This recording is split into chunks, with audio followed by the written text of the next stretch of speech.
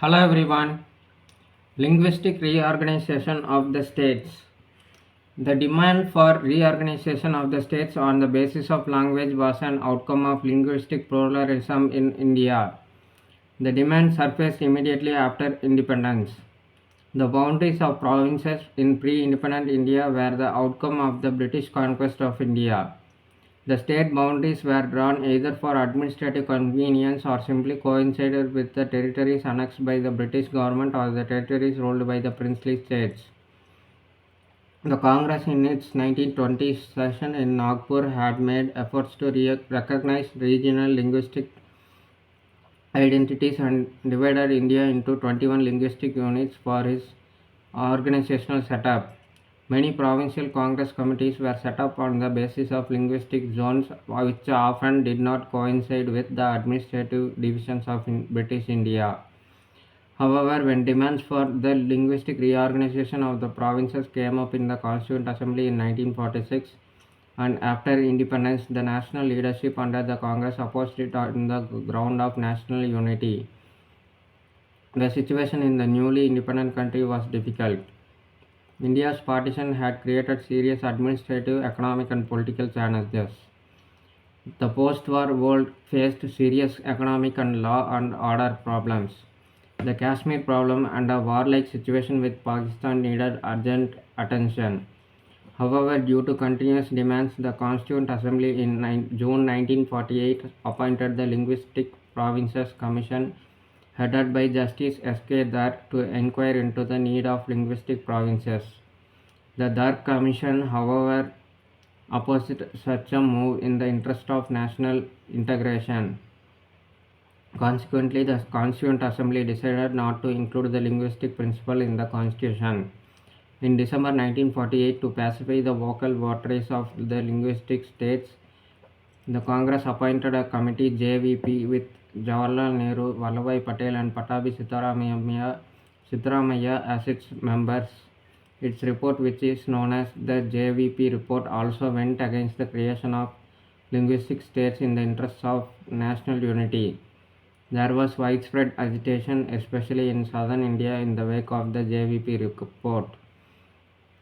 The first demand for a linguistic provinces was seen in Telugu-speaking region of Andhra.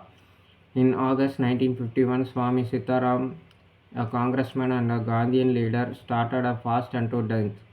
While he broke his fast after 35 days, the movement was renewed in December 1952 by another Gandhian follower, Potti Sriramalu, who died after fasting for 56 days. Sriramalu's death was followed by rioting, demonstrations, hartals, and violence all over the Andhra region. The government considered the demand for a separate state of Andhra, which finally came into existence on October 1, 1953, with the region being separated from the Tamil-speaking Madras state.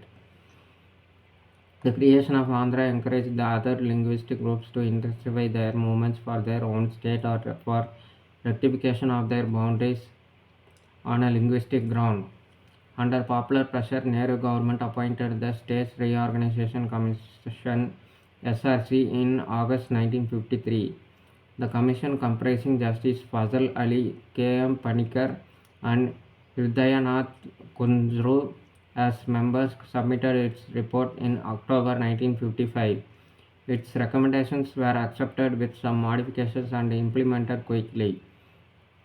In November 1956, the States Reorganization Act was passed, which provided for 14 states and 6 centrally administered territories, but many of these states still contained sizable linguistic minorities and regional economic disparities. The Telangana region of Hyderabad state was merged into Andhra. Kerala was formed by merging the Malabar district of the old Madras presidency with Travancore, Cochin. Bombay state was enlarged further by merging the states of Kutch and Saurashtra and the Marathi-speaking regions of Hyderabad state. The Mysore state was enlarged by adding Kannada-speaking areas of adjoining states Bombay, Madras, Hyderabad, and Coorg.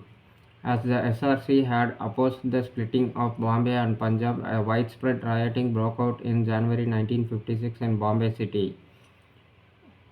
The government finally agreed in May 1960 to bifurcate the state of Bombay into Maharashtra and Gujarat, with Bombay city being included in Maharashtra and Ahmedabad being made the capital of Gujarat. The Nagas, the first to raise the issue of ethnic identity, forced the government of India to concede to demand for a separate state of Nagaland in 1960, inaugurated in 1963. In an exception to the linguistic principle, in 1956, the states of PEPSU were merged with Punjab. Punjab remained a trilingual state having three language speakers, Punjabi, Hindi and Pahari. The demand for a separate Punjabi Suba Punjabi speaking state assumed communal overtones because of the Sikh and Hindu communalists. The problem remained unsolved in Nehru's time. It was to be addressed later by Indira Gandhi. Over the years since then, many new states have been formed, not necessarily along linguistic lines. Like, share and subscribe to support the channel. Thank you. Bye.